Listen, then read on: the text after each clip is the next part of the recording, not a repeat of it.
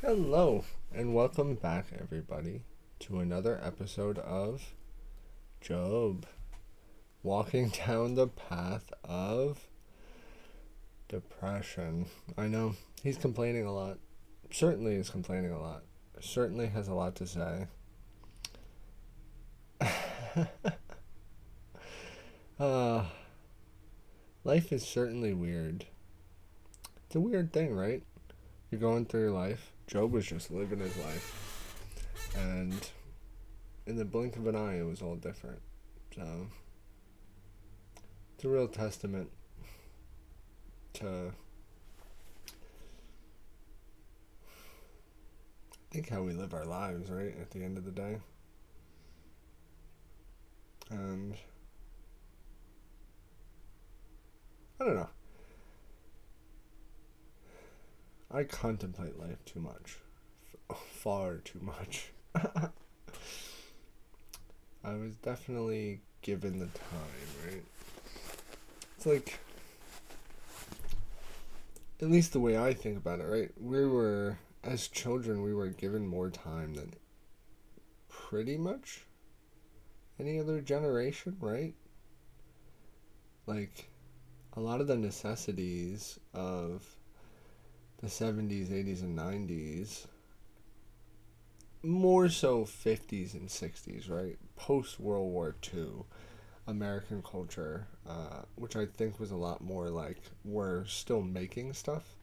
Because the U.S. economy had kind of switched to make on demand because they were making for the war. But they were still manufacturing a lot of the things. And I guess the point I'm trying to make can best be summed up from an exhibit at Gray Towers. If you've never been to Gray Towers, it's in Milford, Pennsylvania. It's a beautiful place to visit. But so Gifford Pinchot owned that building. They came over from France. And his mother made lace. And over the years, right, they made lace. And let me tell you, I was watching a video of people making lace, and it's like 1,000 little needles, and you're interweaving patterns and designs. And when they had moved over, which was right around when America was founded, actually, I think it's that like late 1700s, early 1800s is when he was kind of prominent. But the mother, right, she was making this lace, and at some point she decided to save it. Somebody had figured out how to make the lace and manufacture it where so the price of that good was then so low that the people who were hand making it couldn't compete, and they can do a more efficient job. And eventually, right, over time, the people who made it, those jobs went away because they could manufacture it, right? It met the need of the market, right, at a better cost, which most people were very, very, very poor at these days. Like when lace was still being, handmade. So that's kind of the same thing that's been happening, I think. Sorry, I know this is a very roundabout way to come back to the point, but like that happens, and it's important, right, to remember how stuff is made.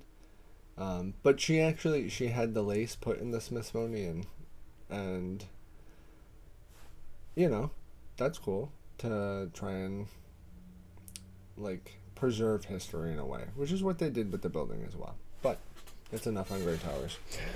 On to Job. Job is complaining of violence on the earth, which I often complain of as well. There's a lot of it, I know. And a lot of it isn't physical anymore, right? There's a lot of the aspects of violence that have gone to verbal and like emotional. And not to say that I've been hurt, but I've been hurt. It happens. And, right, I have to defend myself sometimes, right? I've said shitty things. I've said bad things. People say things. I've said things just very similar to Job. So, I mean, who am I going to say that I'm better than Job? But I can sit here and jest with him. So we will get into it. Since times are not hidden from the Almighty, why do those who know him see not his days? Some remove landmarks. They seize flocks violently and feed on them. This sounds like nowadays. Right? They remove landmarks. There was probably things that were around when God was... because this is after Chronicles. So after David, that's pretty far along. And Solomon, Jeroboam, and Rehoboam, and everybody. I don't know if Rehoboam, but Jeroboam. That's pretty far along to be removing stuff, because now you're possibly removing the temple of Jerusalem, right? That's a thing. Not that they removed it, but that wasn't the first one, if you know what I'm saying. They seize flocks violently and feed on them. They drive away the donkeys of the fatherless. They take the widow's ox as a pledge. They push the needy off the road. All the poor of the land are forced to hide. Indeed, like wild donkeys in the desert, they go out of their work, searching for food. The wilderness yields food for them and for their children. They gather their fodder in the field and glean in the vineyard of the wicked. They spend the night naked without clothing and have no covering in the cold. What the fuck? I've slept naked before. What does that mean? They are wet with showers of the mountains and huddle around the rock for want of shelter. Right, they're needy. Why is this? Yeah, these things exist, Job. Why are you bringing them up? Are you saying that you're a part of them? You count yourself as part of the groups that you're listing? That's what you feel like?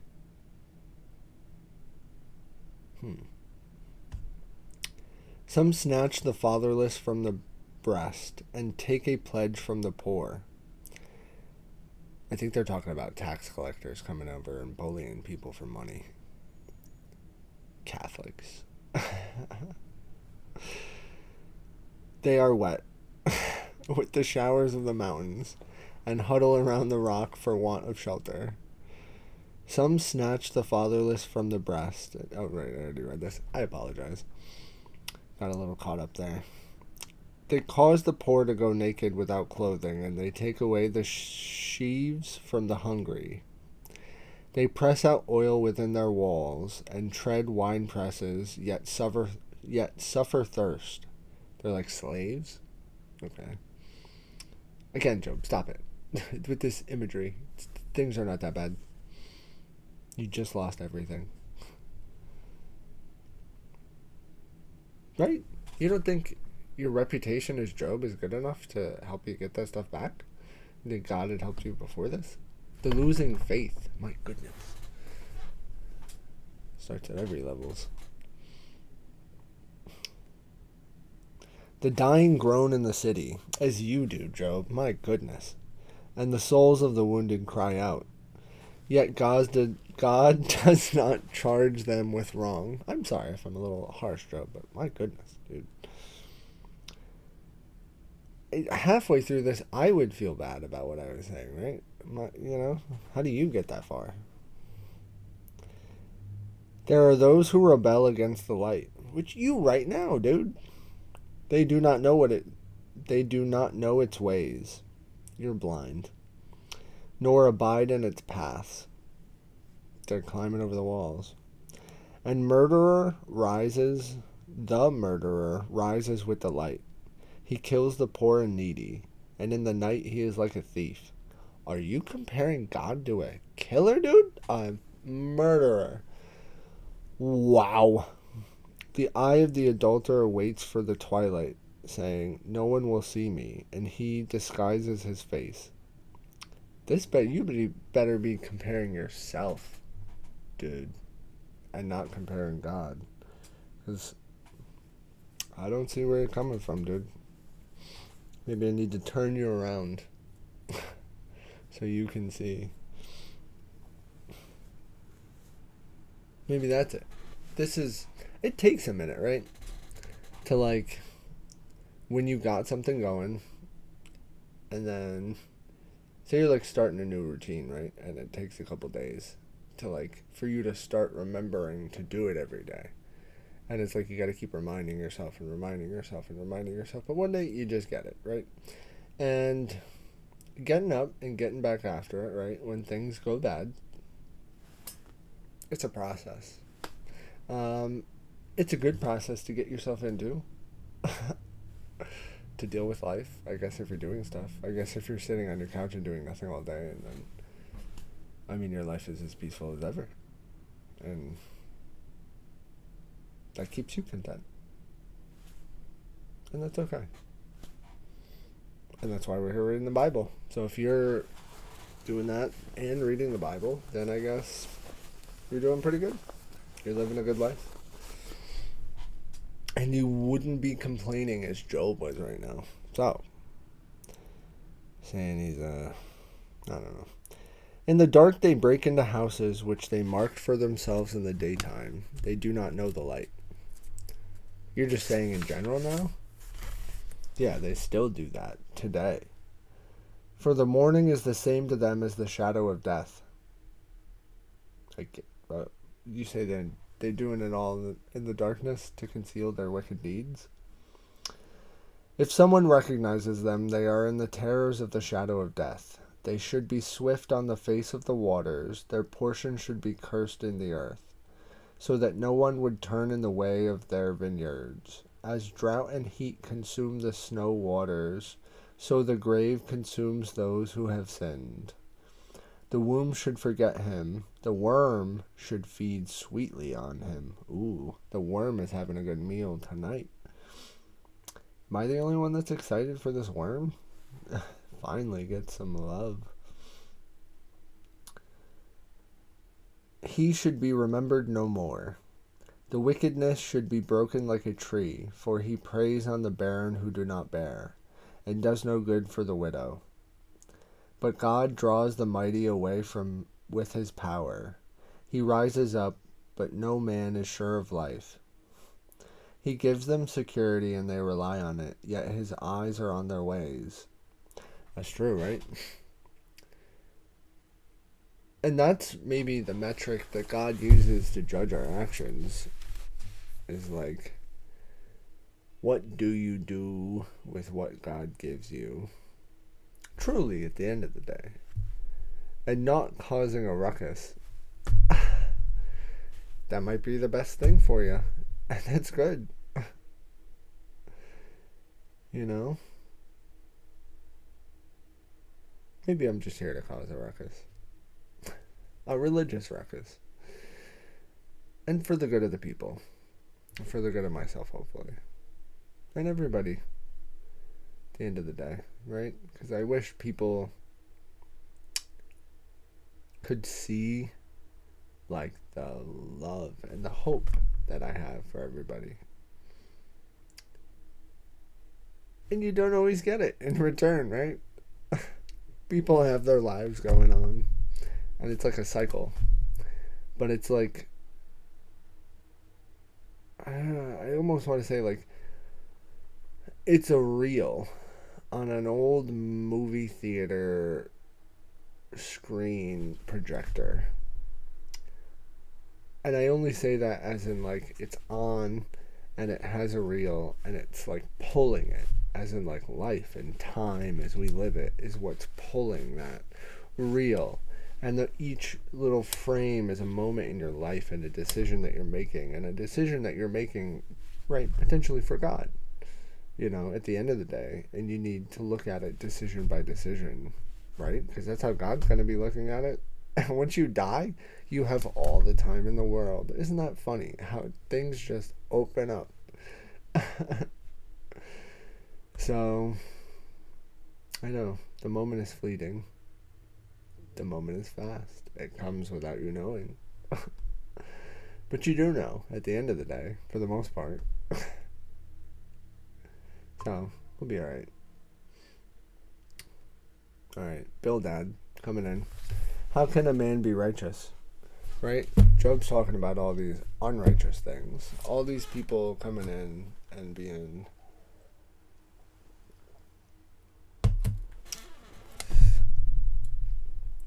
real schmucks.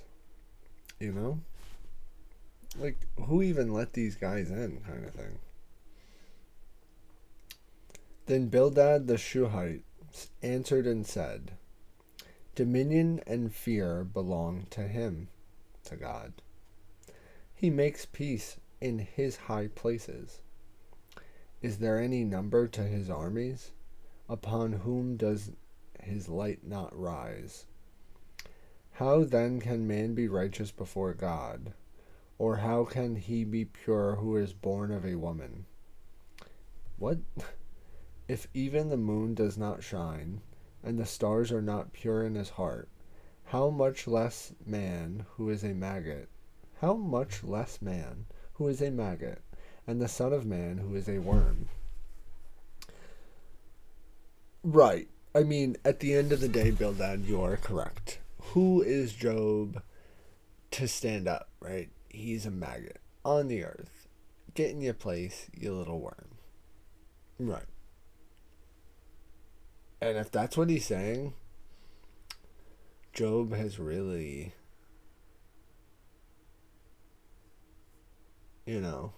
he's gone down a path.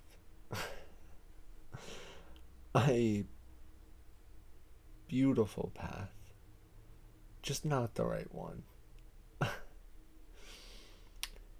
And maybe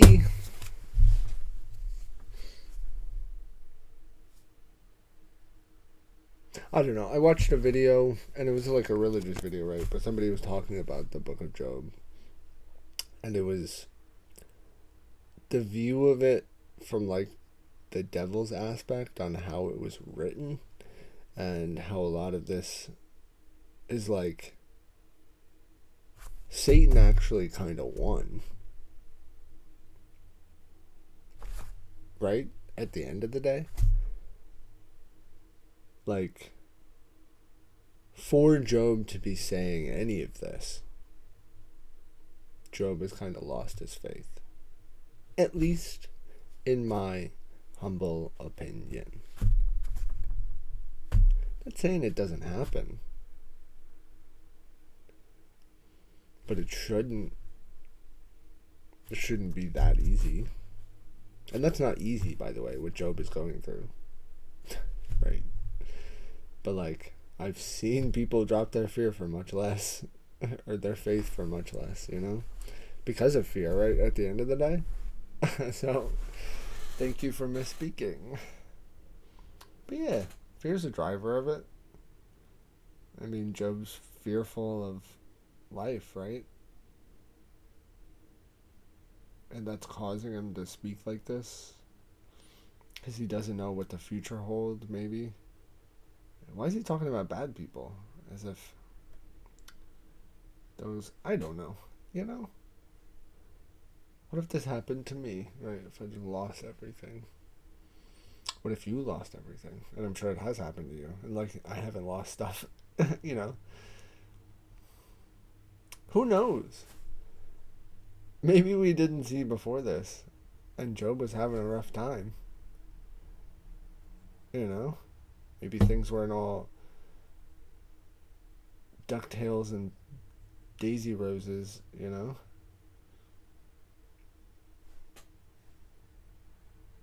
Thing. But you're right, Bildad. Put him in his place. Get that boy down off his pinnacle, boy.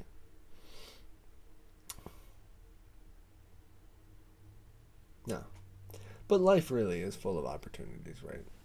And you get to choose every single one of them. Ain't that something? And maybe we all forget that sometimes. You get to choose every single moment.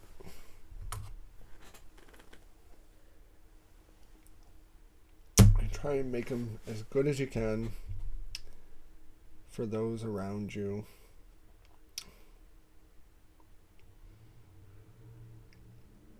So, thank God for giving us the opportunity to learn and grow as human beings. And let us do works for Him. Figure out what life is, right?